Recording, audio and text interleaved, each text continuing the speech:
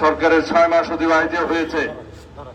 এই দায়িত্ব নেওয়ার পরে একটি ঘটনাও নাই, এমন কোন অপরাধ নাই যেটা সংগঠিত হওয়ার পরই পুলিশ বাহিনী সেটা গ্রেফতার করতে পারে নাই বা বিচারের আওতায় আনা নাই। একটি ঘটনাও নাই। এটাই বাংলাদেশে বর্তমান সরকারের কৃতিত্ব। পুলিশ বাহিনী সহ সকল শৃঙ্খলা বাহিনীর আমি মাঝে মধ্যে প্রশংসা করি। এই জন্যই করি, তাদের ভঙ্গুর মনোবল এবং ভঙ্গুর অবস্থায় যেভাবে আমরা পেয়েছিলাম, এই 6 মাসের মধ্যে তাদেরকে একটা আমরা অবস্থান উন্নীত করতে পেরেছি। তাদের মনোবল ফিরে এসছে এবং তারা সম্পূর্ণ শক্তি দিয়ে অপরাধ দমনে তারা সচেষ্ট হয়েছে। রংপুরের একটি ঘটনার কথা মহাসচিব সাহেব বললেন, সেই ঘটনা সংঘটিত হওয়ার যৌক্তিক সময়ের মধ্যে সবাইকে আইনের আওতায় আনা হয়েছে।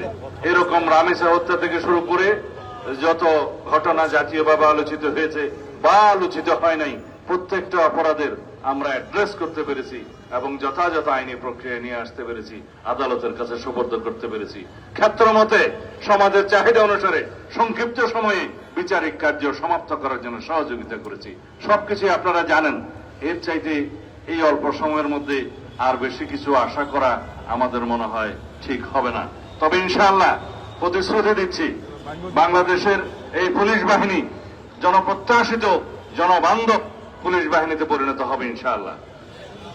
অন্যান্য শৃঙ্খলা বাহিনীর আইনি কাঠামোয় পরিবর্তন আনা হচ্ছে এবং তাদেরকে যেমন অ্যাকাউন্টেবিলিটি এবং তাদের জবাবদিহিতা নিশ্চিত করা হচ্ছে, তাদের কর্মকাণ্ডের ট্রান্সপারেন্সি স্বচ্ছতাও নিশ্চিত করা হবে এবং তাদের জন্য যেমন আমরা বলি দুষ্টের দমন শিষ্টের পালন নীতি অনুসরণ করা হচ্ছে, তাদেরকে আমরা পুরস্কৃত করছি, অ্যাওয়ার্ড দিচ্ছি, সনদ দিচ্ছি, বিভিন্নভাবে পদক দেওয়া হচ্ছে ভালো কাজের জন্য, তাদের কৃতিত্বপূর্ণ কাজের জন্য। তবে আমরা দুষ্টের পালনও করব। রাতারাতি বৈপ্লবিক পরিবর্তন আমরা কেউ আশা করতে পারি না।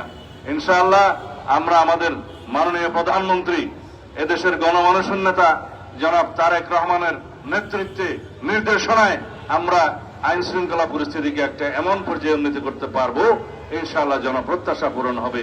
এই বাহিনী জনবান্ধব বাহিনী হিসেবে নিজেদেরকে প্রতিষ্ঠা করবে। আপনারা সবাই সহযোগিতা করবেন, অন্তত তথ্য দিয়ে সহযোগিতা দিয়ে আপনারা সকল বাহিনীকে সহযোগিতা করবেন। ইনশাআল্লাহ আমরা আপনাদের সাথে আছি। আজকে এইটুকু বলেই শেষ করছি। ধন্যবাদ সবাইকে। খোদা হাফেজ।